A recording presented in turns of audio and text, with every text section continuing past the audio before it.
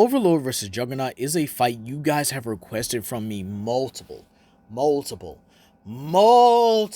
times already. And so, with that being said, I give up. I gotta do it. I understand now. And at first, I did not see the appeal of this fight at all. And I thought, just like, what do they have in common? But let's begin. For starters, we're not going to be using current Juggernaut's feats. But legendary, why? This dude would get fodderized by Overlord like 10 out of 10 times.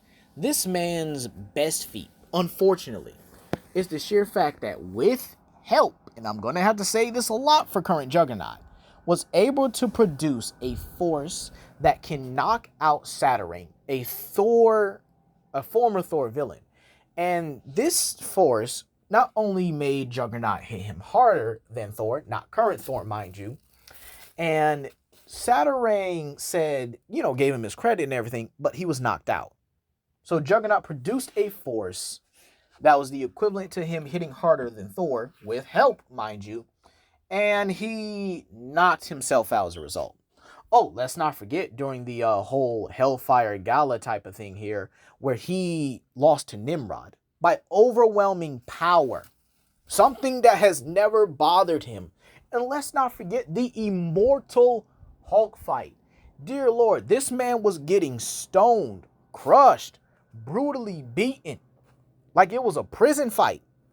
And yet he won when he had help from inertia, someone who can rob the kinetic energy of a person and then apply it to whoever she wants.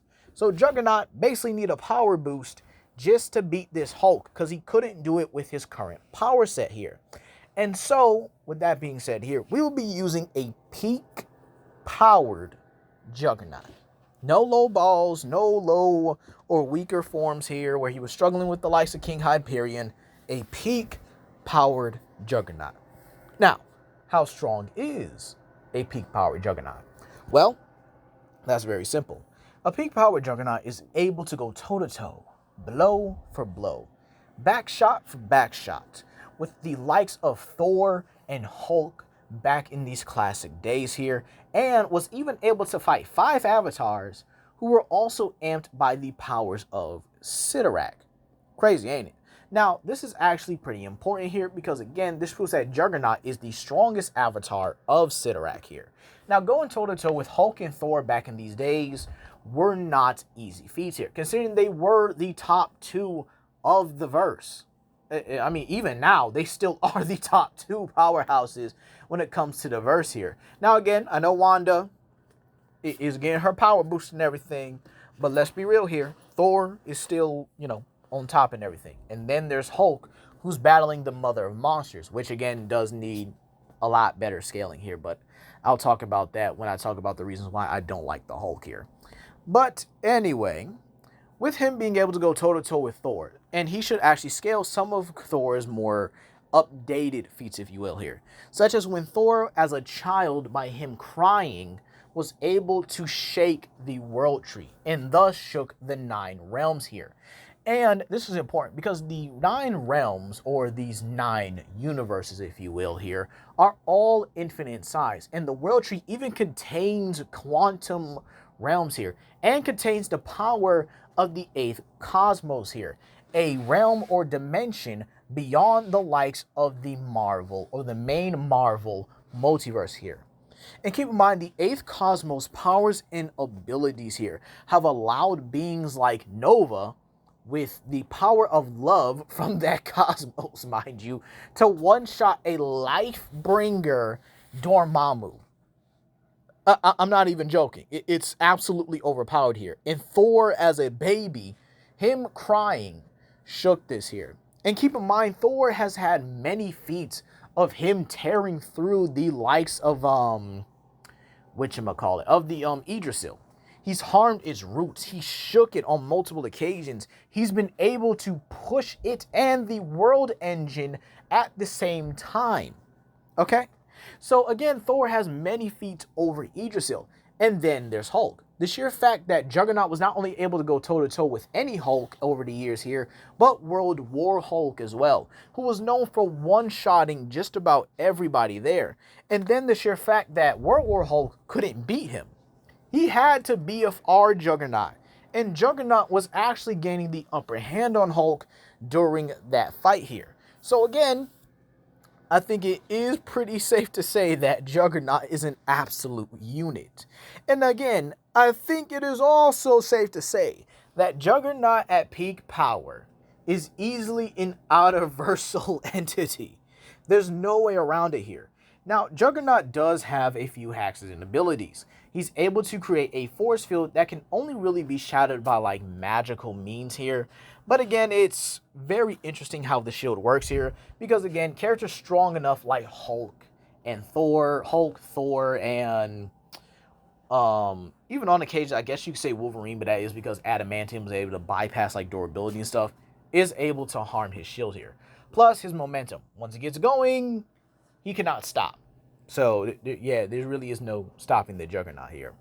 Now, next off, we have Overlord, the absolute monster here. Overlord is above the Wreckers, and I don't think that is a problem at all here. You see, Overlord is noted to be a 1%er, meaning he's able to go toe-to-toe with Megatron. Matter of fact, he's actually done it, and well, actually high diffed. He got high diffed by Megatron and was beaten for his loyalty, and is part of the Phase 6 programmer. Was part of the Phase 6 program, creating Phase 6ers. The Phase 6ers are beings that are made of neutrium, basically Thor's hammer. All right? Basically, this metal was crafted in the heart of a star and actually utilized and reinforced with the subatomic matter of a black hole. These guys are indestructible. These guys cannot be harmed by even the other Cybertronians. So characters like RC, who I have scaled before on this channel, and characters like IDW Jazz, who I've also scaled before on this channel, cannot harm him. The only characters that will really be able to harm him are the likes of Megatron, Optimus Prime, Grimlock, and even to a degree, Tarn, to which Overlord has actually overwhelmed Tarn in combat before here. He turns into a Cybertronian tank here, and Overlord has torn apart, like I said earlier, the Wreckers. The Wreckers scale to Thunderwing, okay? And Thunderwing himself is an out-of-versal entity. And, well, the Wreckers are not only able to harm Thunderwing, but push him to his second stage. Keep in mind, Thunderwing has multiple statements that his shockwaves were actually tearing apart the universe itself here. And again, just like everything else, just go ahead and watch some of my more updated Transformers versus matchups here. You guys can go to the Monster Battles playlist and just watch it from there. But I'll give a brief summary here. The Transformers IDW multiverse, or any multiverse, runs on things like quantum mechanics. Quantum mechanics dive into Hilbert space, which deals with infinite dimensional spaces here. And so, with that being said here, Thunderwing was also confirmed to be a threat to creation. This does not make him an omniversal threat. This makes him a threat to whatever is in his continuity, which even includes the likes of the microspace, which belonged to Micronus Prime. And the microspace is a, I guess you could say, well, a smaller dimension, yes, that is a mirror of the IDW multiverse and is beyond its space and time. Meaning this multiverse is beyond the infinite dimensional layers of its already existing multiverse here. Then you have the higher dimensions, which transcend these multiverses, right? To the point where they make them look insignificant and small here. Meaning that the higher realms here, or the higher dimensions, actually operate on a much higher function and are beyond the space-time of these multiverses here. So, with that being said here, Thunderwing is capable of destroying this. The Wreckers are capable of taking attacks and even harming the likes of Thunderwing. Overlord is capable of tearing through these Wreckers, meaning he would decently scale to Thunderwing. And so, with that being said here, considering he's also a 1%er, he could likely scale to Optimus as well. And keep in mind, this would give both Juggernaut and Overlord infinite speed to immeasurable levels of speed as well, in turn of the reaction. And in all honesty, I could probably give Overlord combat speed, considering he is able to fly across galaxies, excuse me. So with that being said here, let's talk about it. And now I'm starting to see the appeal of this fight. These guys are absolute demons. They're just two hulking brutes at the end of the day. One more sadistic and cunning than the other, while the other one is just the Juggernaut. Now, in all honesty, who do I think wins more often than not? Overlord or Juggernaut at peak power? Let's talk about this here. So, I gotta give the edge in terms of durability to Juggernaut. This is because Juggernaut can reinforce his with his force field here, which again, as you guys can see here, Thor's hammer wasn't able to crack through it, or at least not at first here. It took a more direct assault. Then there's the sheer fact that Juggernaut does have a healing factor, to the point where he was melted down and disintegrated by a reality warper, and because of his anger and hatred, was still alive. The same thing can be said for Overlord. When the Wreckers actually came prepared, and they still almost lost that fight. They actually found a way to melt his Unutrium armor. Keep in mind, this took prep time. And so, with that being said here, they barely won that still here.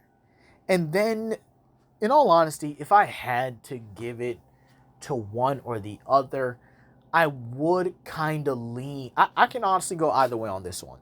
So let's be real here.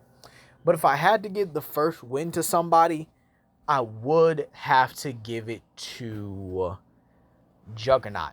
High to extreme difficulty. And again, this is only the first win because I do think it is a 50-50 between both of them here. I think Overlord can definitely outsmart and definitely harm Juggernaut here, but I think Juggernaut just has the means to overwhelm him and at the end of the day, get the W. Now, if Overlord is able to just magically or somehow knock down his helmet or knock off his helmet and then just proceeds to bombard him with firepower, then yeah, that it's going to take it here. But that's kind of like dumb luck. And then the sheer fact that it is possible for Juggernaut to just overwhelm and knock out Overlord. But again, I probably don't see him killing him. It's 50-50 between either one.